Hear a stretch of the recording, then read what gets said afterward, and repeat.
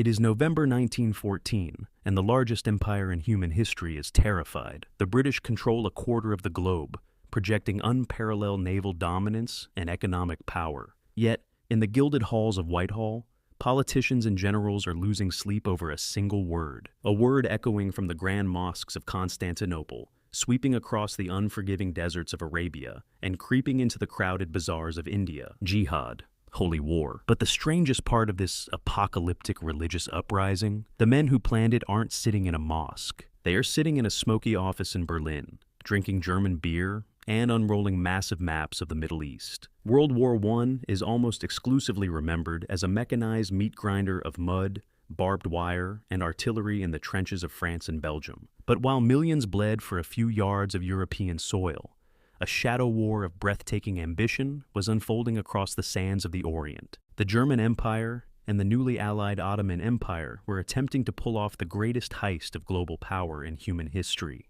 Their goal was simple, yet audaciously catastrophic: ignite a firestorm of religious rebellion across the British, French, and Russian empires. They didn't just want to defeat the Allied armies, they wanted to burn their colonial empires to the ground from the inside out. To understand how a European superpower attempted to weaponize Islam, we have to look at the architect of this global holy war. His name was Max von Oppenheim, a German aristocrat, an eccentric explorer, and a man utterly obsessed with the Middle East. Years before the first shots of the Great War were ever fired, Oppenheim had wandered the deserts of Syria and Mesopotamia. He had learned Arabic, befriended Bedouin sheikhs, and realized something that British colonial arrogance had entirely overlooked. The Islamic world was a sleeping giant. When war broke out in August 1914, Oppenheim rushed to Kaiser Wilhelm II with a masterstroke of a plan. The British Empire ruled over 100 million Muslims, mostly in India and Egypt. The French controlled millions more in North Africa,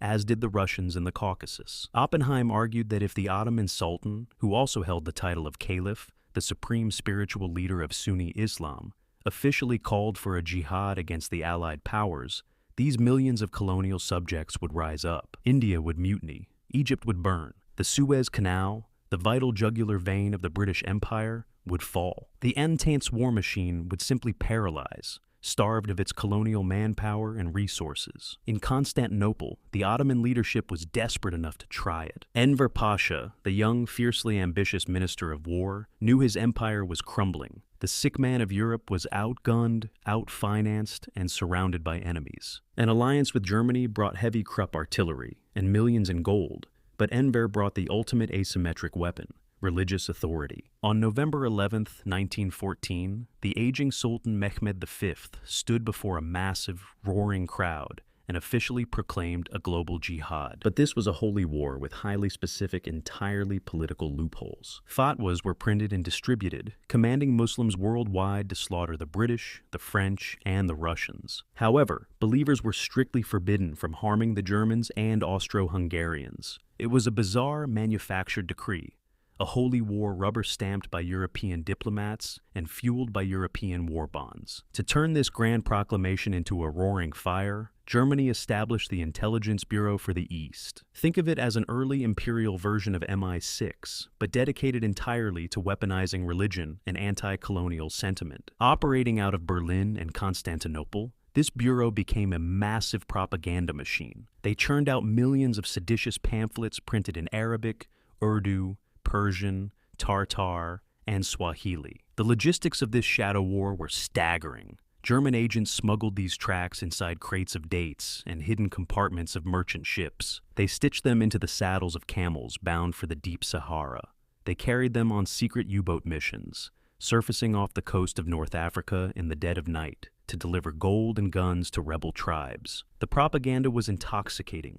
It promised absolute freedom from British and French colonial masters, backed by the supposedly invincible military might of the German Kaiser. The pamphlets even creatively suggested that Kaiser Wilhelm had secretly converted to Islam, undertaken the pilgrimage to Mecca, and taken the name Haji Wilhelm. But paper and ink alone could not dismantle the British Empire. The Germans needed boots on the ground.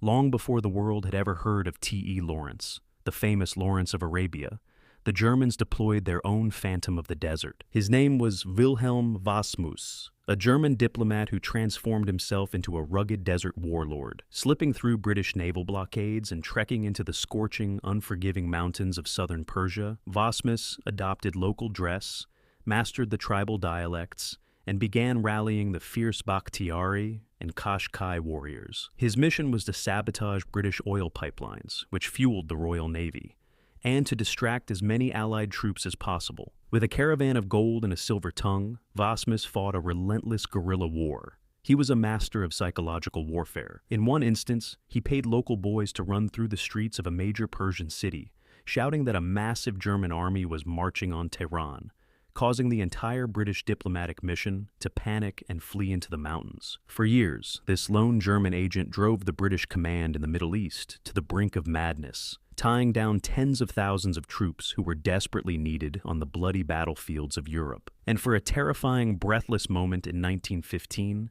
it actually looked like the German-Ottoman gamble was going to work. The sparks of the Sultan's Jihad were catching, and the fires of rebellion were lighting up the map. In Singapore, thousands of miles away from the trenches of Europe, hundreds of Indian Muslim troops, heavily influenced by pan-Islamic propaganda and terrified by rumors that they were going to be shipped off to fight the Ottoman Caliph, turned their rifles on their British officers. The Singapore Mutiny raged for days, a bloody, chaotic uprising that sent shockwaves of panic all the way back to London. In North Africa, the fiercely independent Senussi Brotherhood answered the Sultan's call.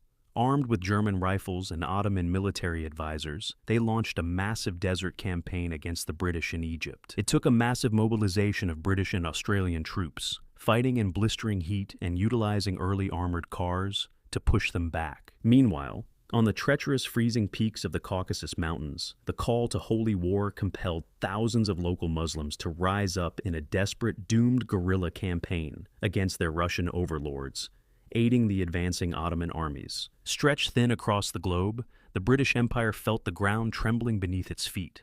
But the grand, apocalyptic uprising, the unified wave of green flags stretching continuously from the Atlantic coast of Morocco to the banks of the Ganges River, never materialized. The grand scheme failed, and it failed because the architects sitting in their Berlin boardrooms and Constantinople palaces had made a fatal miscalculation. They viewed the vast, incredibly diverse Islamic world as a single, monolithic entity. They believed it was an unthinking mass that could be activated by pulling a religious lever. They completely ignored the complex web of local politics, ethnic rivalries, and the sheer, crushing reality of British military and economic supremacy. For a farmer in the Punjab, a merchant in Cairo, or a tribal leader in Mesopotamia, the British Empire wasn't just an evil colonial master to be overthrown. It was the source of their paycheck, their security, and their daily bread. Millions of Muslim soldiers ultimately chose pragmatic loyalty, fighting and dying for the Allied powers in the trenches of the Western Front, the beaches of Gallipoli, and the deserts of the Middle East. Furthermore, the British did not just sit back and watch the fire spread. They fought fire with fire. Recognizing the existential danger of the Sultan's jihad, the British intelligence apparatus cultivated their own religious and nationalist rebellion. They reached out to Sharif Hussein of Mecca, a man with impeccable religious lineage who guarded the holiest sites in Islam. The British offered him gold, rifles, and the tantalizing promise of a massive independent Arab kingdom if he drew his sword against his Ottoman masters. When the Arab Revolt kicked off in 1916, aided by a certain eccentric British officer named T.E. Lawrence, it shattered the illusion of Islamic unity once and for all. Muslims were now fighting Muslims. Arab nationalists were fighting Turkish imperialists. The Ottoman Caliphate's claim to absolute undivided authority was permanently broken in the sands of the Hejaz. Max von Oppenheim's grand strategy, the meticulously planned holy war engineered to break the world, ultimately collapsed. Wilhelm Wassmuss, the German Lawrence, ended the war a broken man, captured, his tribal armies scattered, and his promises of German gold unfulfilled. The Ottoman Empire, having gambled its very existence on the Great War, was systematically carved up by the victorious Allies. Yet, the echoes of this forgotten shadow war never truly faded. The Sultan's Jihad was the first modern attempt to weaponize global religious identity on an industrial scale. It proved that ideas, broadcasted through relentless propaganda and carried by clandestine agents, could be just as dangerous as dreadnoughts and heavy artillery. It laid the volatile groundwork for the modern Middle East, a region that would spend the next century grappling with the very forces of nationalism, imperialism, and religious identity that were unleashed in 1914. History is rarely decided simply by who has the biggest guns. Often the fate of empires is decided by who tells the most dangerous story. If you want to uncover more of the forgotten stories, shadow wars, and historical turning points that forged our modern world, make sure to hit that subscribe button and join us for the next chapter of history.